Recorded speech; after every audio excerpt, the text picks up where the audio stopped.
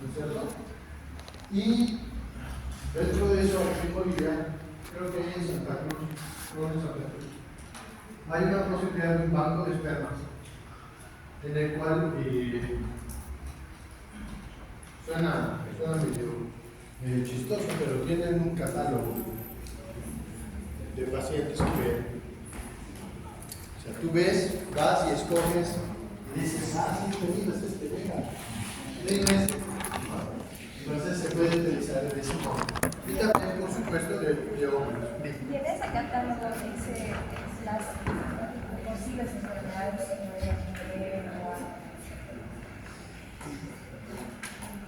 Se supone que para nosotros poder tener un banco de esperma, tenemos que tener al paciente lo más sano posible, ¿no es cierto? Y generalmente son pacientes que lo han siempre. Entonces tú ya les conoces, le haces pruebas, por supuesto pruebas generales, hemograma, pero también le puedes hacer algunos programas, pruebas genéticas en los cuales te indican cuáles son las características de ¿ok?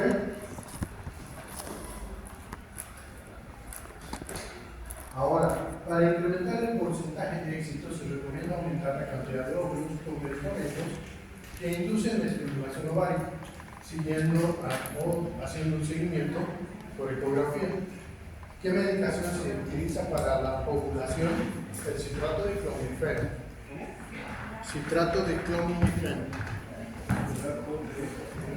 Citrato de clomifeno.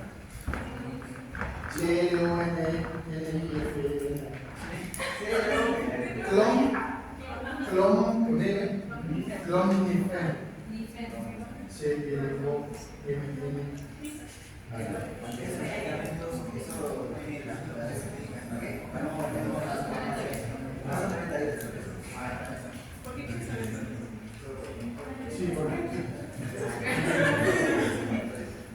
Este citrato nos ayuda a que, por ejemplo, si nosotros tenemos una paciente que no tiene muy buena ovulación, este medicamento hace que salga mucho más óvulos. Potencia la salida de mayor cantidad de óvulos. Entonces se utiliza el citrato de clomifeno.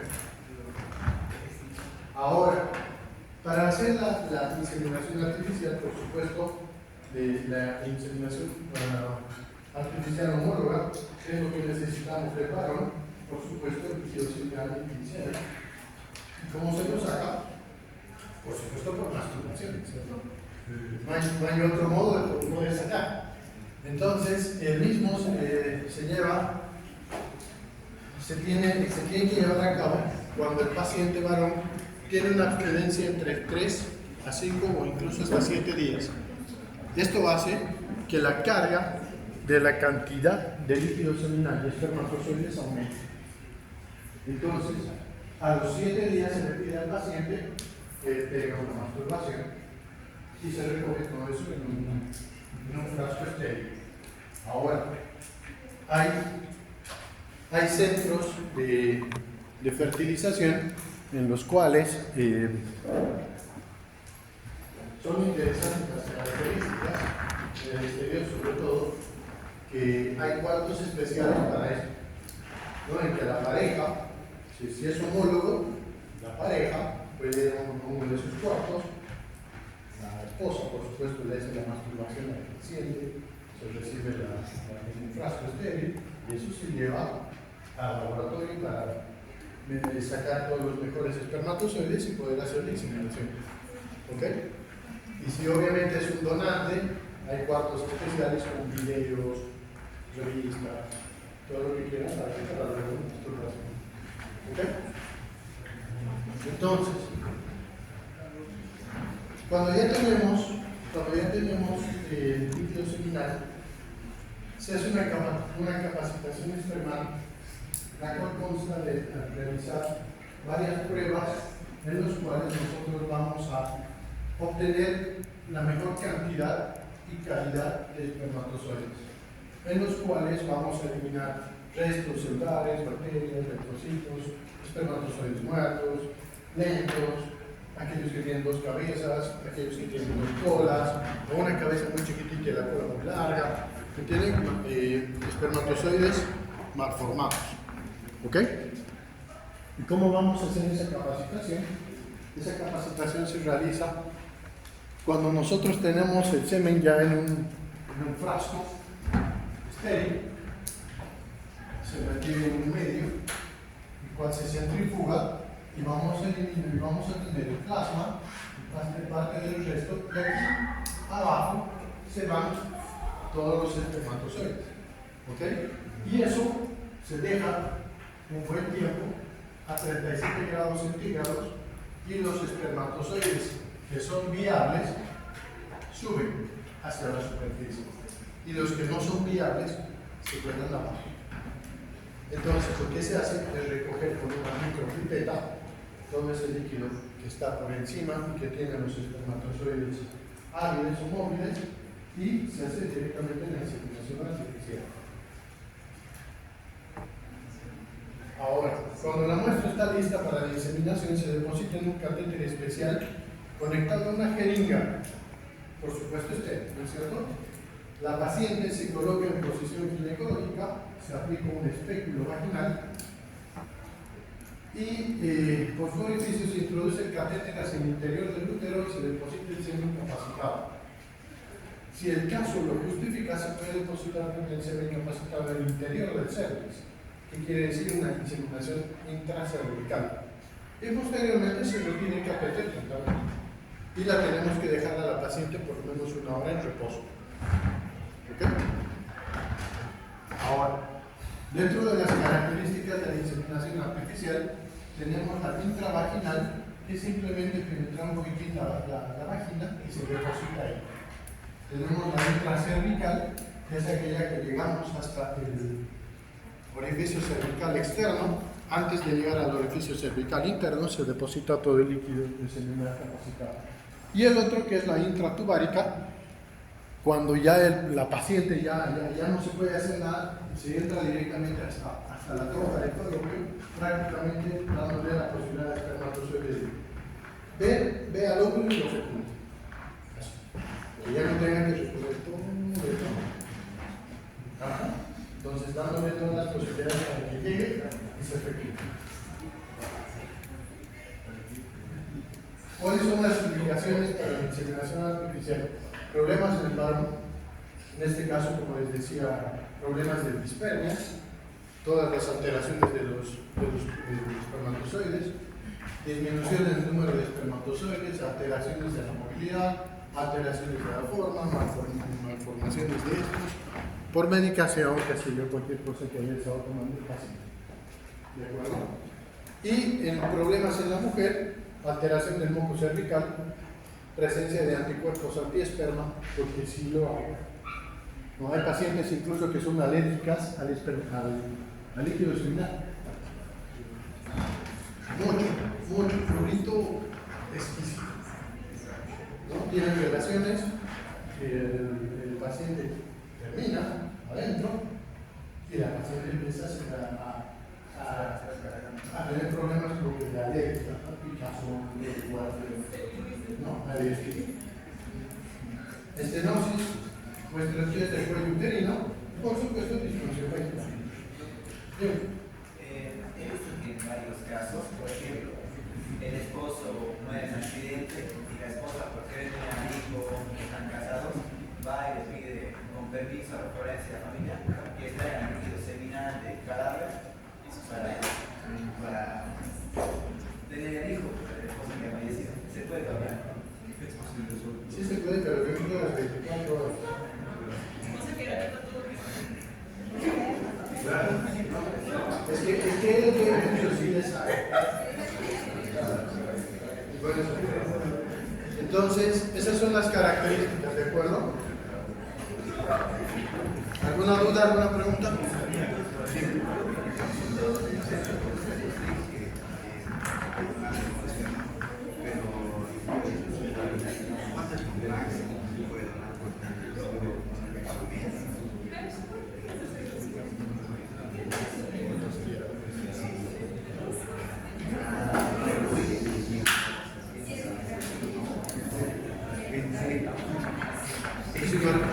es igual que la donación.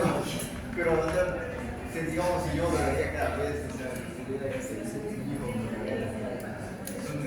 Pero es que la recreación de este tipo de centros es para eso. Tú donas, pero nadie sabe. claro, pero Solo ves en el catálogo. Y tú, no, porque tú, dentro del contrato está que tú nunca vas a saber quién te pide. Las pacientes van y ven el catálogo. Claro, pero a ti nunca te van a decir quién te va a dar.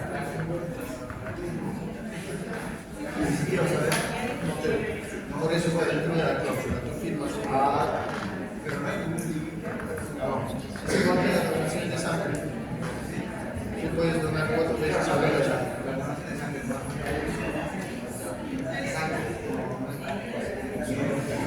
Pero tú no sabes la cantidad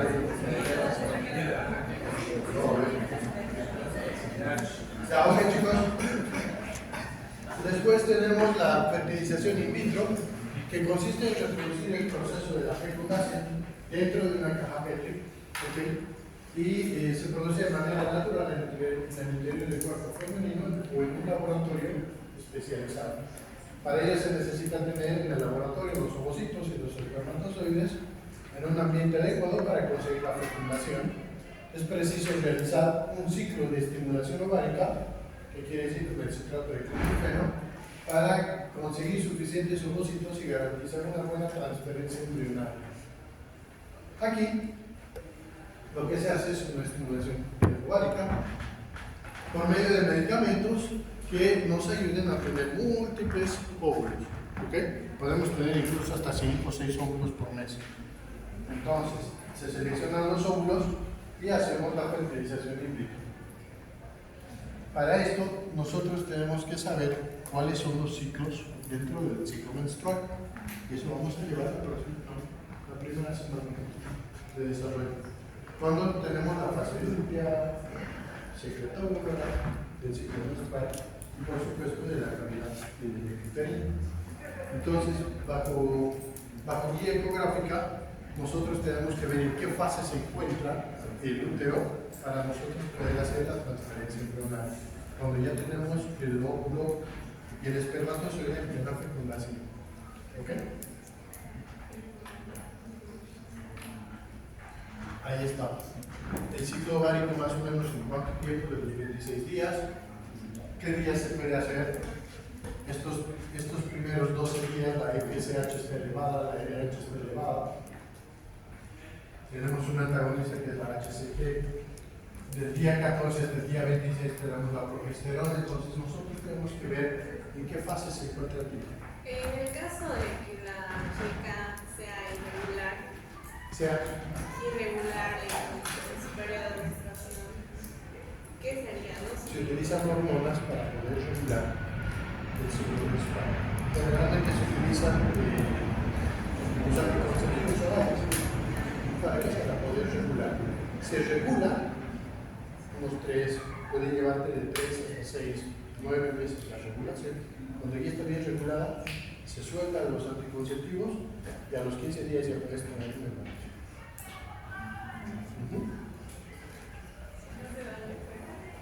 ¿Por qué? No, ninguno. No, ninguno. Es como que tú quieres evitar un embarazo, ¿no? Y como los anticonceptivos orales son hormonas que precisamente te hacen regular el ciclo para que no puedas tener hijos, te regulas, sueltas los anticonceptivos y ya te puedes embarazar. Por eso es que los anticonceptivos orales los que toman tienen que tomar metódicamente todos los días. Te olvidas un día y listo. Se acabó. Se altera y te embarazas a tiempo. ¿Ok? Entonces, ¿qué es lo que se hace? Esta es una foto de una microscopía electrónica en la que tú haces una captura del óvulo aquel de arriba. Haces una captura ovárica en la cual te sacas el óvulo. Y sacas los que puedas, 5, 6, 7, los que te salgan. Y la fecundación in vitro puedes llevarla a cabo de manera convencional con un ovulito o un espermatozoide. Puedes dejar un óvulo y que lo lleguen todos los que puedan. ¿De acuerdo? Posteriormente, los embriones se observan diariamente y clasificados durante 3 a 5 días dependiendo del caso. Ahora, aquí entra la parte de ética y bioética. Tienes 5 óvulos fecundados. A los 5, tú les haces cariótipo para evitar las 3 trisomías más frecuentes, 21, 13 y 18. Tienes uno con trisomía 13, ¿qué haces? Lo sacas, lo eliminas. Tienes 4 todavía.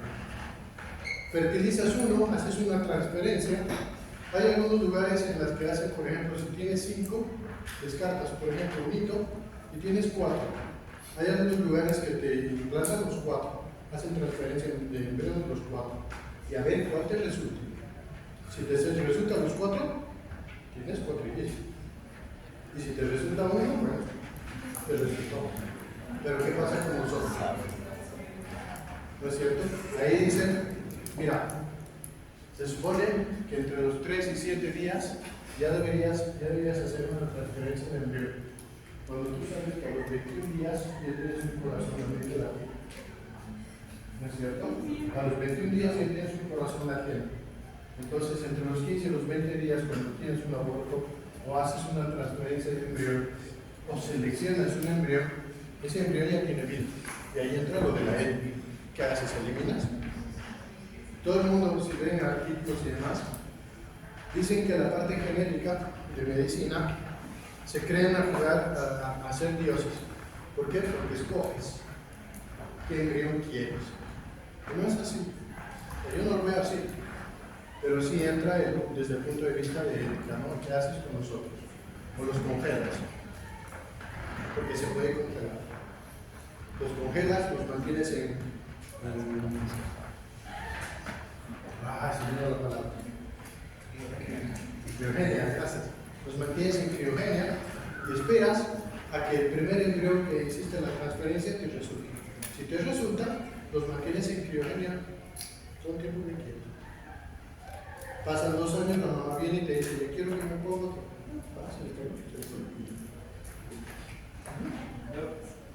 Una respuesta que se llama más o menos popular ha sido que las mujeres jóvenes tienen 24 años, se hacen congelar los óvulos, cuando tienen ya 32, 33 años, ya tienen estabilidad económica, trabajo, casa, ya deciden con su esposo, su pareja, o hasta ya tienen un hijo, ya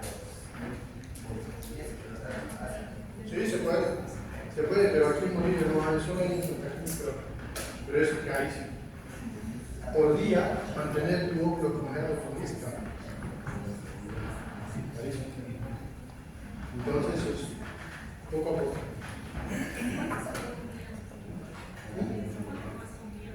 No sé, creo que son 50 horas.